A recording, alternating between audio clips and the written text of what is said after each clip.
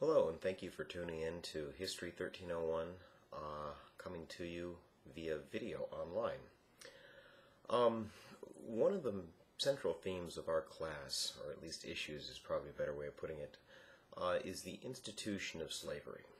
We've talked about it in various forms and in various formats. What I'd like to begin discussing today is the transformation that slavery will undergo in the early part of the 19th century. When Thomas Jefferson and George Washington, when they had begun to assemble this country, put it together legally and politically, that is, most of your founding fathers assumed that slavery was going to go away on its own.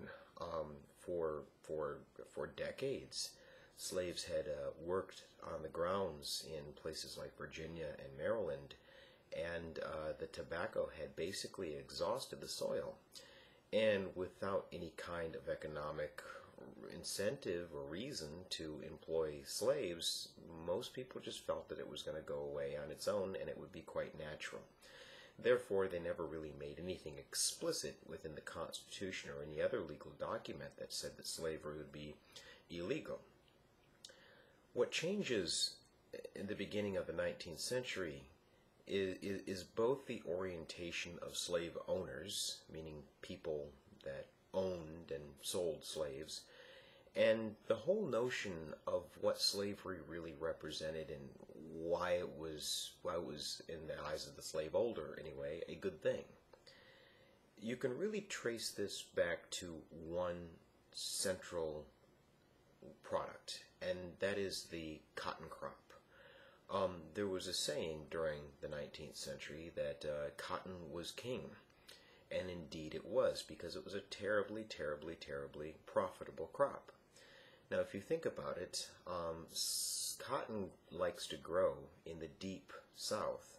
It's not in the border states of Virginia or Kentucky or Maryland, where we've traditionally been talking about the institution of slavery. So the revolution that we're going to be talking about today is primarily one that's going to be seen in the lower South, although the upper South is going to be connected to it. This revolution in cotton convinced slave owners, both in the upper South and in the lower South, that slavery was not only a positive good, but it should expand. It should expand basically everywhere that cotton was able to be grown. Now, this is obviously going to put these slave owners at odds politically, to some extent socially, with people in the North that are advocating more along the lines of a free labor economy. We've talked about this in class. But at any rate, this is going to be an important development in American political history. Now, what you need to understand when it comes to the production of cotton is actually pretty simple. Before the 1790s, the only place that you could really make a go at growing cotton were the islands right off the coast of South Carolina. And the reason that those islands were so important was because there was a particular type of cotton that grew there, and that cotton was seedless, right? If you've ever eaten a seedless watermelon, you'll know what I'm talking about. Naturally, this type of cotton did not produce seeds within the boll. Now, you can understand why that was so limiting, in the sense that there's only a handful of islands that can produce this. Now, there's another type of cotton that would grow virtually anywhere in the deep South, South Carolina and further south. The problem was that it had the seed right there in the boll. So if you think about this logically, what that means is whoever's processing it, in other words the slave, is going to have to pick the seeds out of the cotton by hand. And you can imagine how much time and how monotonous that would take. So anyway, the problem was you couldn't really make a go at cotton because it was either so time consuming that it didn't make financial sense, or the production was so small that it didn't make financial sense. And then everything changed. In the late 1790s, a guy by the name of Eli Whitney invented something called the cotton gin. We've talked about Whitney before. He was kind of the Benjamin Franklin of his day when it comes to just tinkering and inventing things. But anyway, what Whitney did was invent this machine that you could feed raw cotton into the front of, and then it would have a crank, a handle at the side, and you'd crank on the handle, and on the other end would come raw cotton that the machine had seeded for you. In other words, this cotton gin removed the seed automatically, and it cost no more than about an hour of your time. Now, what I'd like you to understand about the cotton gin is it does two things. One, it makes the production of cotton basically feasible throughout the lower South. So everybody from as far east as South Carolina, as far west as the eastern half of Texas, is now growing cotton. And the reason that they're growing cotton is because it's a terribly, terribly, terribly profitable crop. The other thing that the cotton gin does, and this is probably worth writing down, the cotton gin expands the role of slavery. As I began this lecture noting, most people assume that slavery is just going to go away on its own, especially in the late 18th century. What the cotton gin did was it breathed new life back into the institution of slavery, and all of a sudden there was this acute need for more and more and more slaves. Now, what we see happen in the Deep South is a scramble for two things. One was land, because just like in Virginia in the colonial days, your access to land, and land that was in good proximity to waterways and other transportation networks that could get your product to market, that was important. I mean, the land was the most valuable commodity in states like Mississippi, Alabama, Louisiana. But the next most valuable commodity, the only thing that was above the slaves, was the price of the land. So slaves become an important commodity within this new cotton economy. So as the cotton kingdom expands, the institution of slavery expands right alongside it. Okay. Now, in 1808, Congress could kind of see the writing on the wall. And so they want to essentially limit slavery's ability to exist within the United States. And there were a lot of people, a powerful voting bloc, particularly in the North, that wanted to see the expansion of the free labor economy. So what they did is they simply said, we're going to cut off the supply lines for slavery. In 1808, the United States Congress outlawed the importation of slaves from abroad. Now, what they meant was no more importing slaves from Africa or the Caribbean. And the thought was, if you can cut off the supply, then you would be able to cut off slavery for all intents and purposes, and you would see the emergence of a free labor economy. Well, it was a nice thought, but what they had not anticipated was the nature of slavery in North America. You all should know that the difference, what set slavery in Virginia and Maryland, to some extent South Carolina, what set that apart from places like the Caribbean, was that you have a naturally reproducing slave population.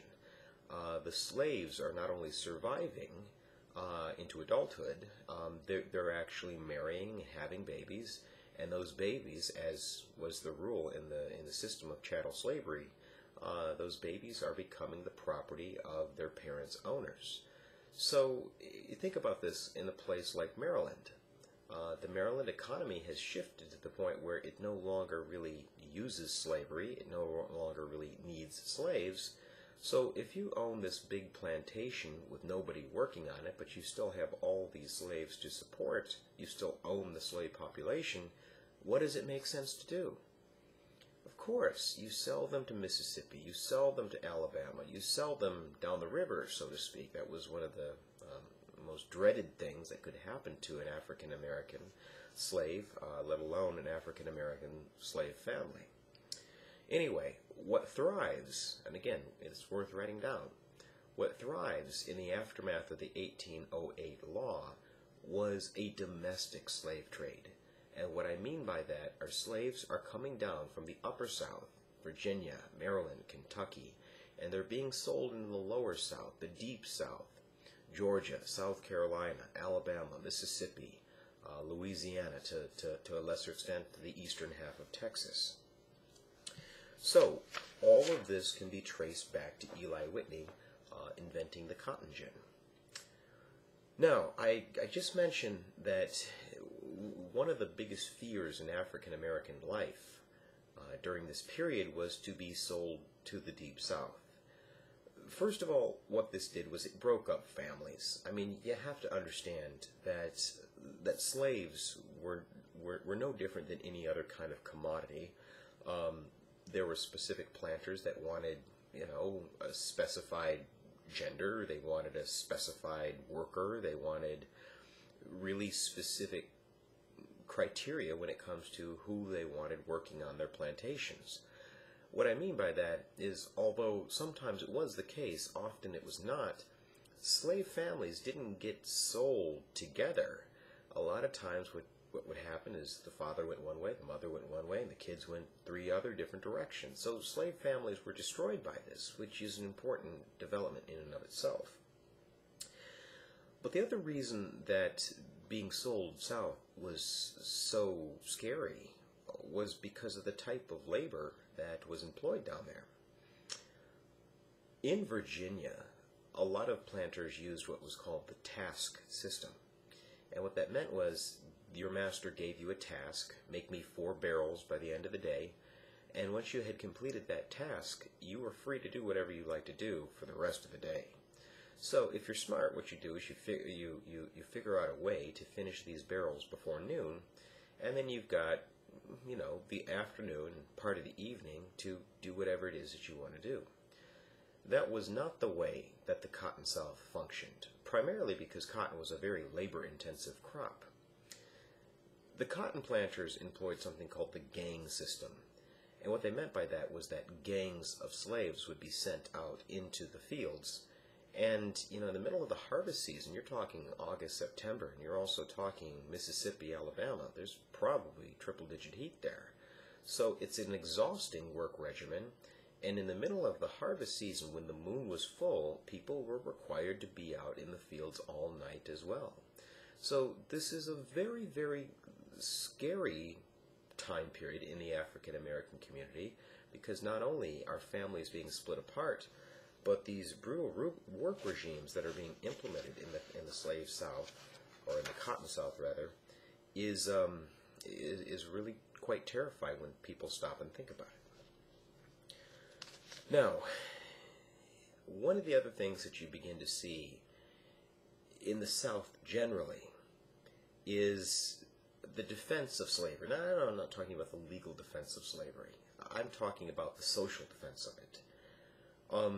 Thomas Jefferson referred to slavery as a necessary evil.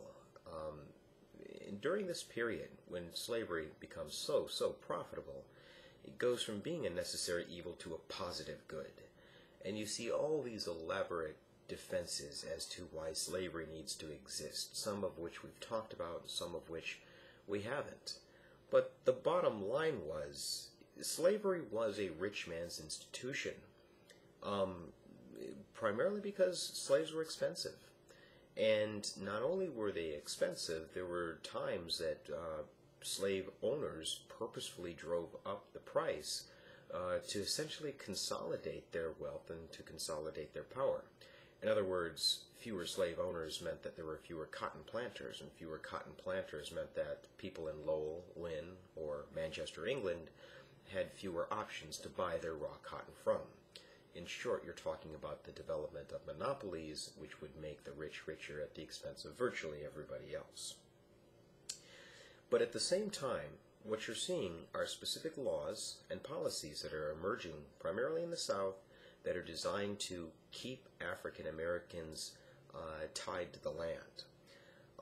You see various laws that are restricting the rights of free people of color. I'm not talking about slaves. I'm talking about people that could document their freedom and that theoretically anyway could vote. you see African Americans that do have their freedom exercising less and less freedom.